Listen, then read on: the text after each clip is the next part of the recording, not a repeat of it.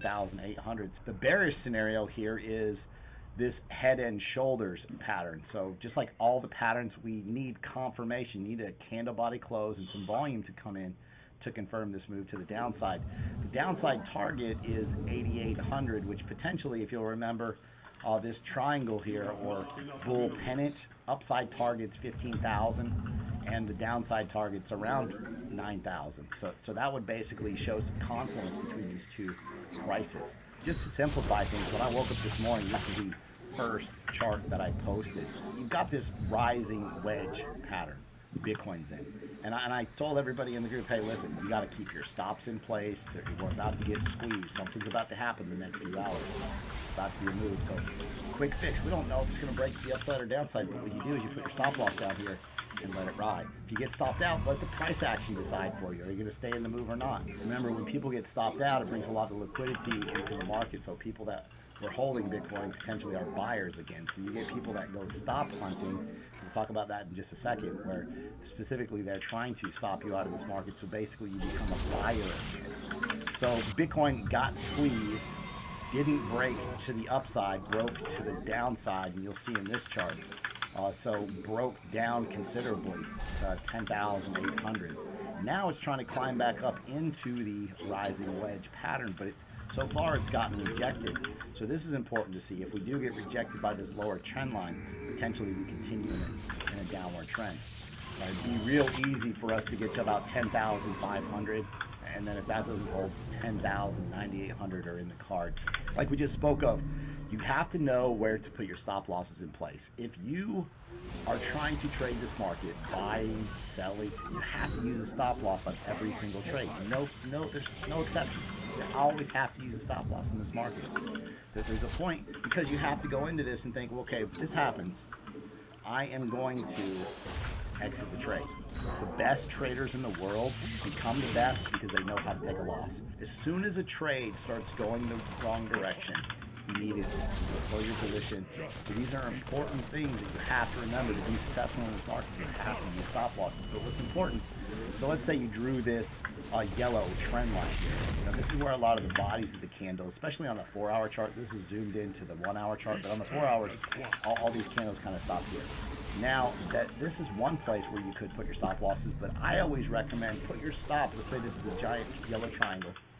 Okay, go out, extend it out to the wicks, put your stop losses below support, put it below the triangle or the pattern, put it below the wicks. Okay, find your longest wicks and put it, this white line here, put it in this blue box area so that it's tight but not too tight. You don't want to get stopped out and then Bitcoin takes off. Ideas like this I teach in my training. You have to know how many times I hear from people, I don't use stop loss. You gotta use a stop loss. You have to know, people get frustrated because they're like, oh, I got stopped out, because you don't know how to set a stop loss. You have to know how to set a stop loss correctly. It completely changes the game. You have to know how to take a loss in this market. Just make sure it's a small loss. You should not be losing money in this market. If you're stuck in the altcoins, obviously you need to know, hey, there's a point when I need to sell the alts and move Bitcoin, or sell Bitcoin and move the altcoins, or go to Tether. You don't have to be a day trader to make a ton of money in this market. You just have to make a few moves, possibly a month. This is ERD, and I commented in the group. ERD as an example, most initial exchange offerings dump initially. It did. People got wrecked. So they dump initially because all the people that bought in the pre-sale, they're selling, they're taking profits. They already made their money. They might have made their money out of the gate. Then these initial exchange offerings, they pay the exchanges. ERD pays Binance with their coins. Binance wants to cash out too, so they dump these coins as well. So consider waiting on these coins to settle down and let them go through price discovery before you buy a huge bag. Obviously, ERD was up 100% once it settled down. I've got a cryptocurrency trading group. I've got 5 chat groups with 1,350 people where everybody's working together to call out these pumps. Hey, this is breaking out. This is dumping. This is pumping. Everything's right here in one consolidated space. Instead of trying to watch 15 YouTube videos and figure out where all this knowledge is at, I'm posting a ton every single day. and keeping everybody as up to date as possible. Then you got the group working together. It's amazing as far as the ecosystem that we've built. I've got 35 videos in a playlist that will teach you how to trade this market and how to become successful. If you don't know anything about trading crypto, watch these 35 videos, you'll be making profitable trades. Tonight we've got Discord Q&A, about 2.5 hours. We're going to talk about everything crypto live. Probably the biggest reason that people join the cryptocurrency trading group is because I post profitable trading setups every single day. If you want to pay in cryptocurrency, it's going to be discounted. 20% off if you pay for 6 months, 30% off now if you pay for the year. If you want to pay with cryptocurrency, email me, cryptobitcoinchris@gmail.com, and I'll send you the information to pay in crypto. We'll get you in the group today. If you want to pay with a card, obviously I want you to support crypto, pay with crypto. But if you do want to pay with a card month to month, the link is in the description for Patreon. Don't take a bunch of losses in this market.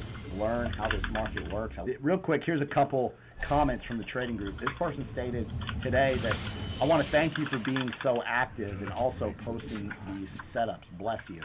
Another person stated, I just want to update you. What a couple of weeks. You literally changed my life, man. I've been in this space for a long time. I've never paid much heed to TA. What a mistake. I think it was because it looked so dang daunting. But you break it down and you make it easier to understand. The last week, I've doubled my capital. 5 billion USDT printed just now. As soon as it's printed, all of a sudden the price shot up in Bitcoin. I said, what kind of manipulation is going on in this space? I tweeted, burn, baby, burn. USDT, gotta love it. Your thoughts? So they printed 5 billion. How could 5 billion? Look at the market cap of Tether. 3.9 billion. Why did they print 5? What's going on? What's going on in this market? What kind of manipulation is this? They're just printing money out of thin air. Listen, I said burn, baby, burn, and then they come back and they burned 4.5 billion USDT. You have to remember that I talked about this the other day, that they're swapping USDT Omni to USDT ERC20. So Omni runs on Bitcoin. They're swapping it to USDT that runs on ERC20 in a lot of cases. So this is what's going on with these whale alerts. Analyst says Bitcoin could hit 9,000 should a bearish breakdown occur. So yeah, we're at a critical point for Bitcoin. We've got to stay focused on what's about to happen. Again, got to put stop losses in place. Don't take a big loss on this. Also, this person talked about this head and shoulders that we spoke of in the beginning. Josh Rager comes out to give a daily perspective, and he says, hey, if we break 10,900, we could see 10,500, and then we'd be looking at the low 9,000 as the next target on the daily. So definitely something to pay attention to. Bitcoin and the crypto revolution cannot be stopped, says CNBC's Joe Kernan. He goes on to state, it's like trying to put the genie back in the bottle. It's like trying to stop the Industrial Revolution. It's not going to work. He said, you can take the friction out of transferring money to whoever. Do you know how powerful this is going to be? It's going to put a lot of people out of business. It's going to completely change the world. It's going to be a creative disruption of these businesses that will fail. Remember, we talked about the Federal Reserve Chairman, and he addressed Bitcoin. He said in a few statements that gold is a $7 trillion asset. It's been around for thousands of years. Bitcoin's a $200 billion asset. It's been around for 10 years. Now the Federal Reserve Chairman talking about how they're alternatives to each other. And then you have the President come out and acknowledging it, talking about Bitcoin. Obviously, presidents have nice words to say about Bitcoin, but the Google searches, Google Trends searches on Bitcoin in a short period of time. If you guys are trying to use any websites, geo blocks, let's say you're in the U.S., you want to use an exchange or whatnot, you can go to PureVPN. It's cheap, it works great. I use it. Probably one of the best VPNs out there, and it's very, very affordable. Definitely check the Pure VPN out. The link is in the description. It does. Chainlock makes Dash immune to 51% attacks, which obviously is huge. Dash actually had a big pump today. The cost of attacking the Dash network isn't just renting some hash rate power for an hour or two, like it is with a lot of other cryptocurrencies. Now you'd have to control 20 to 25% of the coin supply before you could even attempt it. That makes Dash probably the most secure cryptocurrency, even more so than Bitcoin. So potentially Dash is making moves. Binance CEO comes out and he says retail investors, not institutions, are leading the bull market. don't agree. You're not seeing the number of new users at Coinbase and Binance, and they're just really not even on the radar compared to what they were in 2017. In the comments, people stated, I don't think this is retail investors. The moves are too big in short time spans, plus retail investors love altcoins. We haven't had alt season yet. I would say that new retail investors come in and they start with Bitcoin, and then they come true, right? They end up like us talking about crypto. Then some other people talked about how, let me see if I understand this claim correctly.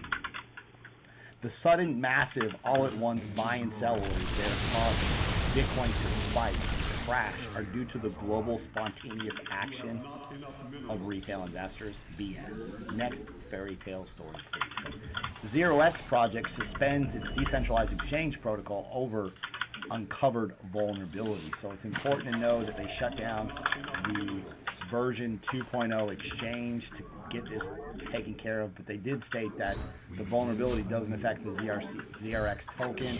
Your digital assets are safe. Ripple comes out and they partnered with a milk company and they're going live today. No, this is some expensive milk though, $6 for the little thing.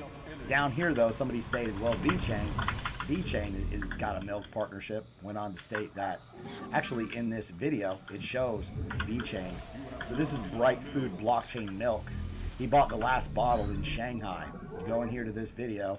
So this is the milk that he bought. He gets home and he scans a code and it shows a VeChain. The bright code, you can see the VeChain logo down here. And you scan it, and VeChain here as well. They're doing milk tracking. Ransomware attackers hit Monroe College. They're demanding 170 Bitcoins to stop. This is nearly $2 million. Now, they haven't paid it yet. However, we have seen quite a few different cities that have gotten these same ransomware attacks, and they've actually paid it. Because of this, I think this is going to be very problematic in the future. So definitely pay attention to what's going on. Ransomware attacks. Oh, we talked about President Trump yesterday and how he criticized Facebook's Libra and says the dollar is going to be the most powerful currency in the world. And we have to remember that at the end of the day, he's the president of the United States. He's not supposed to say, yeah, you're going to jeopardize kind of what we built in America. You know, he has to take that stance. We know secretly he's stealing. Trump's Fed pick isn't just a gold bug. She's also a crypto bull. So this young lady, she advocates returning the U.S. dollar to the gold standard, and she's also a crypto bull. So maybe she could be some behind the scenes action talking into it. Now, John McAfee responds to President Trump's Bitcoin outburst because John McAfee is essentially running for president. John McAfee will not stand for it. He goes on to say how cell phones are used to basically for illegal purposes, cars. He talks about how the internet is used for illegal purposes. He brings up a good point. There's a ton of things that can be used on a day-to-day basis that can be used for illegal means. And it's just, you can't take steak knives out of every steakhouse in America because people commit crimes with them. Charles Hoskinson comes out and says the cool part of running a research and development company is you get to see a lot of bleeding-edge technology, hot off the presses and keyboards. Man, I'm super excited about the future and our product. Good things coming soon. Visa comes out and they invest in a no-password crypto vault called Anchorage. The writing's on the wall. If you guys like the content that I provide on a daily basis, definitely be sure to subscribe to the channel, like the video, comment below, develop a notification. I'll see you.